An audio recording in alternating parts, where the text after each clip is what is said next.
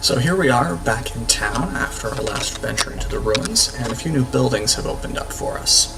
So first the one is the tavern, and the tavern is sort of a standard set piece in many medieval and medievalist fantasy settings. It's usually a place where adventurers or characters spend their downtime, and here the tavern is where we can place our adventurers to reduce their stress. It means that they are unavailable for use for the next dungeon, but the week after they will be available to us and they will have reduced their stress. The second building that we have access to is the Abbey, and the Abbey performs a similar function. So it's got multiple slots that we can place a character in to reduce their stress. And what I'm just noticing here is that my Vestal is ironically faithless, meaning that she is unable to pray to reduce her stress. So I have to place her in one of the other spots that is based around either meditation or flagellation. So those are the two new buildings. There are still a number of other buildings in this town that we don't have access to yet. I'm just going to take a quick look here at the graveyard. Now, this menu is currently empty, but that's where it would show us our slain adventurers if we happen to lose any. There is no coming back from death. If one of your adventurers dies, they are permanently dead, and you just have to recruit new ones. So let's go take a look at the stagecoach.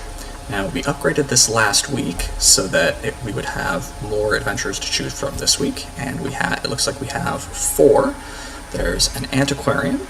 The antiquarian allows us to gather more treasure in dungeons. It doesn't actually make our inventory bigger, but the antiquarian gives us bonus treasure that we can, if we have inventory space, that we can add to our inventory.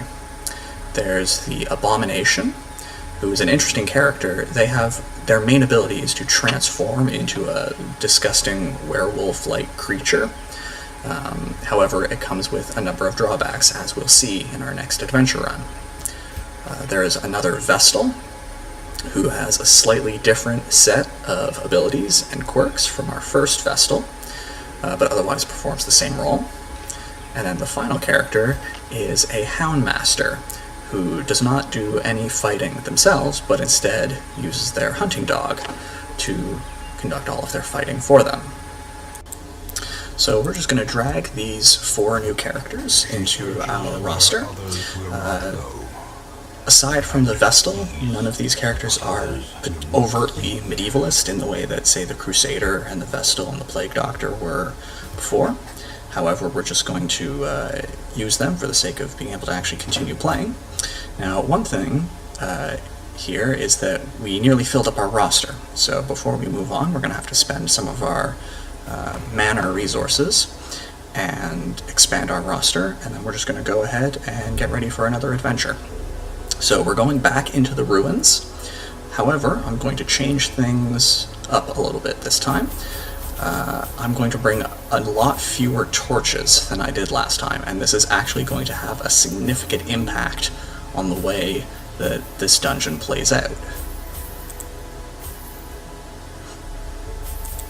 It's very important that you bring a lot of torches with you, because the lower the light levels are in a dungeon, the more stressed your characters become, and the stronger the enemies are. So if you want a smooth adventure through a dungeon, it's always important to have the light as bright as possible. However, accidentally bringing a small number of torches means that I'll be facing stronger enemies and just running into a lot more difficulties. The fiends must be driven back, and what better place to begin than the seat of our noble line?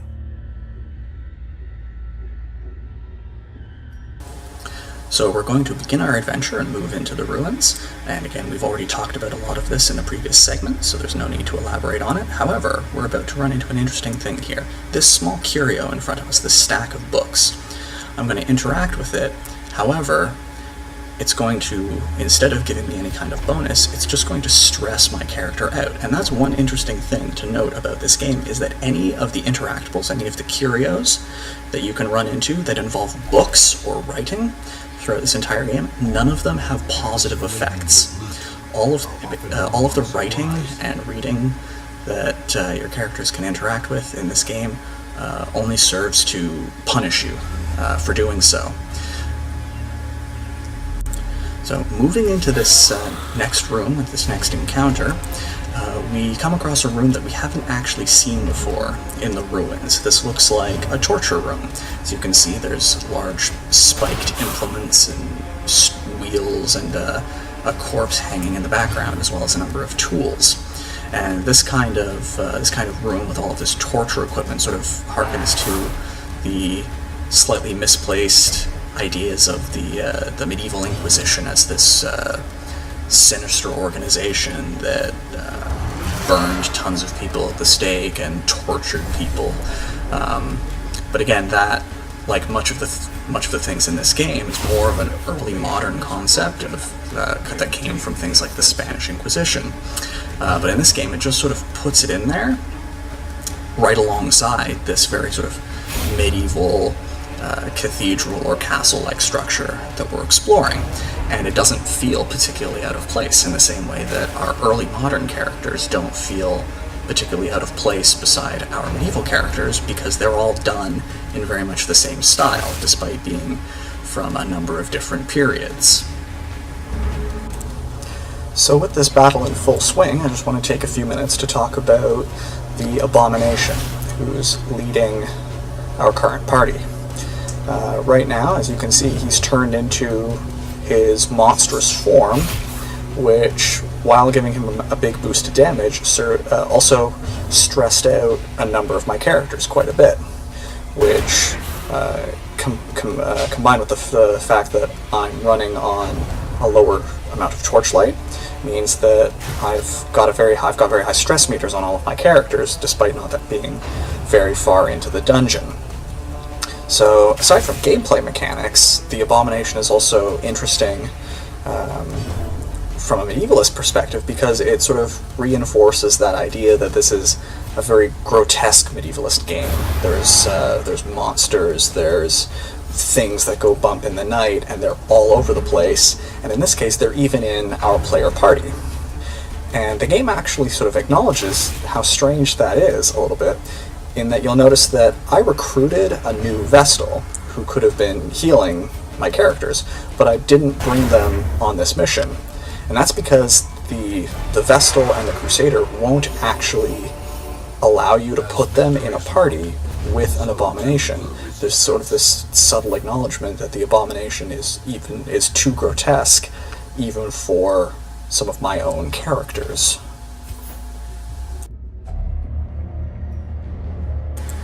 So I've just skipped ahead a little bit. There was a lot of this dungeon that was just a lot of walking around. And we're at the point now where I am running dangerously low on torchlight. I have run out of torches, and if you'll notice, the background music for this battle has actually become more intense. It's a little more foreboding, the tones are a bit longer, and it's just sort of reflecting the fact that it's getting dangerously close to being completely dark. So the enemies that I'm currently fighting are a lot stronger than they normally would be. They have a higher chance to get critical hits against me, and I'm likely to take a lot more damage, which is bad, because the more the enemies hit me with critical hits, the more stressed my characters become. And as you'll notice, a lot of my characters are stressed out. So I've just skipped ahead a little bit in the fight, and this is the turn where I completely run out of light. This enemy spellcaster is actually reducing my torchlight, and it's now completely dark. And something else happened at the exact same time as this. My stress meter on my antiquarian filled up, and her resolve has been tested. So she's now become so stressed out that she's acquired a new quirk that won't actually impact this battle, but in later missions that I try to send this antiquarian on, she's going to quite often steal supplies and treasure that I pick up along the way.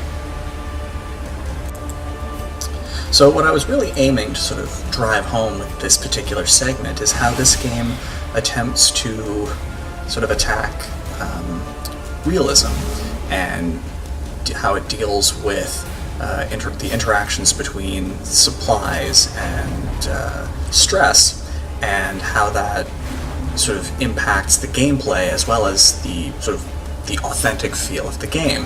So it really sort of tries to go for a realist approach, that supplies are incredibly important. Not bringing enough supplies can lead to absolute disaster, as we've seen here. The only change that I made on this run compared to the previous one in the previous segment was I brought 4 fewer torches. And that was the only change I made. And I've ended this segment with almost all of my characters completely stressed out, and one of my characters nearly dead. So the game is actually trying to reflect what it would actually be like for a group of adventurers to be exploring a dangerous place like this with very limited supplies. And in that way, the game sort of, although very stylistic and having a lot of supernatural elements, tries to be sort of realistic in terms of its medievalism, and that realism interacts with the supernatural elements in a way that keeps the game's very grotesque kind of feeling.